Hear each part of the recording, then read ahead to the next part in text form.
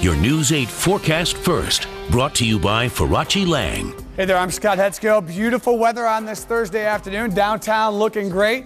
Thought we'd give you a new perspective. We got another camera we wanted to show you from a different look. This is looking from the southeast to the north and west here. A lot more sky on this one. There's the city. So beautiful weather, cirrus clouds in the sky. And right now we're at 72 degrees, wind out of the north-northeast off the lake. So the temperature falling back a little bit. Forecast first for you tonight. We'll have numbers in the mid-50s by the time we get to midnight. Moon and comfortable air overnight. Another great start as we begin. Summer is finally here, and summer weather-wise finally here too. We're talking about it next. News 8 at 5 starts right now. Now on News 8. A guilty verdict in the Michael Pilato murder trial, but we'll tell you why this might not be the end. Kodak could now be just a judge's decision away from emerging from bankruptcy. Down, down, down on Wall Street today. We'll tell you why. From WROC in Rochester, this is News 8 at 5 in high definition.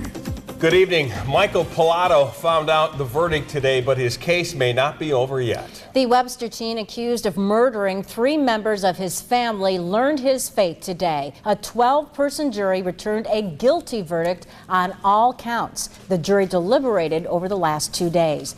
Michael's father, Carmen, and 2 brothers, Josh and Peter, all died in a house fire back in December 2011. Michael Pilato set that fire. We have team coverage on this story. Amy Young got reaction from Pilato's family, but we're going to start tonight with Caroline Tucker live at the Hall of Justice now with more on today's verdict. Caroline?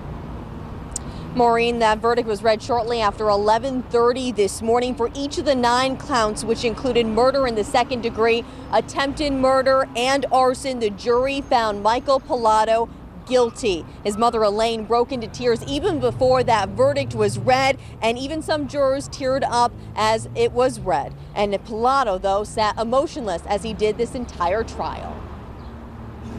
Elaine Pilato spent every day at her son's murder trial. She even paid for his defense, despite having to escape out a window when he set the family home on fire in December 2011. He's not a monster, like she said. She only called him by his name once. Once. He has a name. Her son Michael Pilato can now face life in prison. The jury returned a guilty verdict on all 9 counts.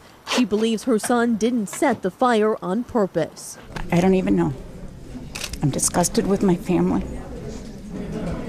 And I'm disgusted that they would not allow the EED with the judge too, because I don't know how you could see those tapes and not see a disturbed youngster. The prosecution contended Pilato was calculated and deliberate when he poured gasoline in the home and lit it while his family slept. We feel that the jury, spent a long time reviewing all the facts, and this was a fair verdict based upon the evidence. And I'm very happy for the Pilato family. The defense asserted Pilato was under extreme emotional disturbance, claiming he was born to a crack-addicted prostitute and then adopted into a home that was chaotic and dysfunctional. I'm surprised that they didn't find EED. I thought we had a compelling case. Defense attorney James Noble said he plans to appeal. Right now, this sentence is more than this 16-year-old may realize. How would anyone hold up during those conversations? They're tough to have. I think at his young age, it's difficult to really understand what that means at this point to him. After I review the pre-sentence investigation, I believe that the facts will support me asking for the maximum in this case. Now, the sentencing is expected to happen on July 24th at 9:30 in the morning here at the Hall of Justice. Now, Pilato could face up to life in prison. And as you had heard there, the defense does plan on appealing this verdict. At the Hall of Justice tonight, Caroline Tucker, News 8. We continue team coverage with our Amy Young, who talked with a couple of members of the Pilato family after the verdict was read today. And they're painting a little different picture of what family life was like than we heard in court. Yeah, Kevin, we heard from 2 of Carmen Pilato's daughters, Lisa Pilato Reagan and Angel Pilato Schumann. Both women say their father Carmen was the glue of the family, with a heart big enough to love them all. They say their home was filled with love, patience, and understanding. Carmen Pallato's biological children and those he adopted, according to these women, experienced that. Lisa and Angel wanted the community to know their side of the story. They said it was heart-wrenching to have to listen to testimony during the trial that included a house that was, quote, chaotic almost every day. The Pallato daughters say it was their adopted brother Michael who brought chaos into the home and started trouble with his parents. Our father was our best friend. When we lost our father, we lost our best friend. Each one of us kids called and counted on our father. We couldn't wait to be in his presence. If we had a problem, we called our dad. He made each and every one of us feel special and important. So as you can see from these two women, Kevin, a very different side to the living conditions that were painted in court. So did they mention anything about their two brothers that were killed, 16-year-old Peter and 12-year-old Joshua? You know, they did. They said both of those boys were very loving. They acknowledged that they did have special needs, but they said Joshua had dreams to join the military one day and serve our country. And Peter, they called him an angel despite his severe behavior and health problems. Okay, Amy Young reporting. Thanks. So to recap a story we've been following for weeks, Michael Pallato found guilty today on all 9 counts, including murder, attempted murder, and arson. The DA says she'll ask for the maximum life in prison. He will be sentenced July 24th. Getting up to speed tonight, another teenager is facing murder charges, this time in connection with a stabbing that happened last month in Rochester. Police have arrested 16-year-old Vincent Walters. He has been charged with murder in the death of 53-year-old Fatima Woods. Woods was found bleeding in front of a gas station back on May 30th. She died a few hours later at the hospital. Tonight, Rochester police are praising the community for their help in this case. What we're seeing is a trend where people are stepping up, and we very much appreciate it, and we wanted to acknowledge that. I have tremendous faith that the Rochester community can change the pattern of violence in the city, and that's what it's going to take, is for people to be willing to be involved in the process, willing to call the police, willing to step up and be witnesses, and be involved in the court process as well. Chief Shepard says this homicide actually began as a dispute between Woods and another woman, and that later escalated. Police are still investigating the connection between Woods and Walters. Tonight, Kodak says it has the money it needs to emerge from bankruptcy. It has reached a financing agreement with several big lenders. Kodak could get up to $895 million. It's coming from J.P. Morgan, Bank of America, Merrill Lynch, and Barclays. And this will help Kodak repay its secured creditors and finance its exit from Chapter 11, plus provide post-emergence money so it can stay in business. The deal is subject to bankruptcy court approval, and Kodak will be in bankruptcy court again next Tuesday. Financial analyst George Conboy from Brighton Securities is here to give us some perspective. And George, CEO Antonio Perez says this will position Kodak for a bright long-term future. You agree? Bright future. Kevin, I've been hearing bright future from Antonio Perez for nearly 10 years now, and I've had bright future up to about here. So I'm very hopeful for Kodak. They're going to have a real struggle ahead of them, but when I hear bright future from the CEO's mouth, it means nothing. Kodak is going to face a lot of competition, aren't they?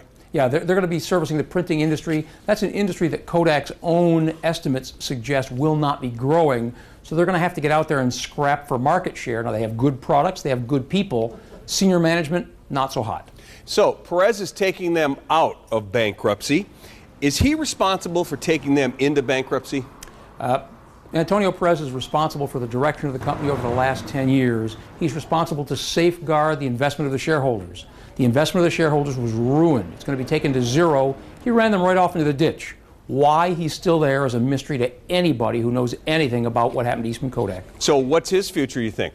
Hopefully retirement, and very promptly. I think that the new shareholders, when Kodak starts trading again, would not want to have the same guy who wrecked the company the first time around. Okay, one more quick note. The bankruptcy judge also approved the UK pension plan purchasing the personalized imaging and document imaging businesses for $650 million. Why is that important? Critically important. Kodak needed to settle that debt. The pension fund taking those businesses kind of closed off their largest debt in bankruptcy. It's one of the more important steps they needed to get out of bankruptcy. We think the rest of the steps will be approved fairly shortly by Judge Gropper. In the next few months, you'll see them come out of bankruptcy. Okay, thank you very much. George Conboy, Brighton Securities. Now, the next bankruptcy hearing again next week in New York City. We'll be there to tell you what happens. Look for coverage here on News 8 Tuesday, June 25th.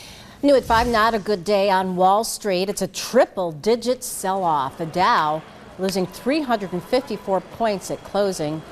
It closed at 14,758. It's the market's worst day of the year so far. All of this comes after Federal Reserve Chairman Ben Bernanke said yesterday that since the economy is doing well, the Fed expects to scale back its economic stimulus program later this year. New developments tonight. A bill that could help adopted children access their medical records when they turn 18 years old continues to stall in both chambers of the New York State Legislature. Allie Tui joins us now with more about this bill and what might be holding it up. Allie?